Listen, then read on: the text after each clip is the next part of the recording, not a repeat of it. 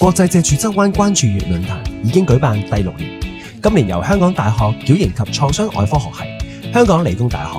瑪麗醫院及香港兒童醫院聯合舉辦，多位本地及國際專家匯聚一堂，帶嚟青少年脊柱側彎最新嘅治療與護理方案，從認識疾病、非手術治療，包括支架及運動治療，一個活動全面了解脊柱側彎知識同埋護理。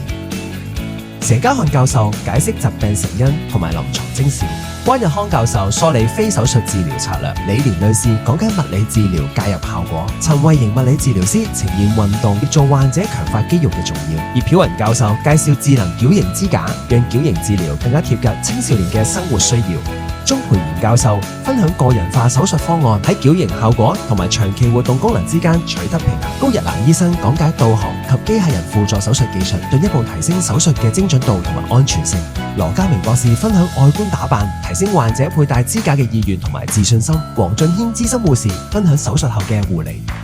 最後仲有病人嘅親身分享，讓大家深入了解整個治療同埋康復過程。論壇活動讓家長同埋患者可以直接向多位專家提問，了解治療旅程中嘅每一個重要決定。誠邀你明年親身參加國際脊柱側彎關注月論壇，攜手為下一代嘅脊柱健康走前一步。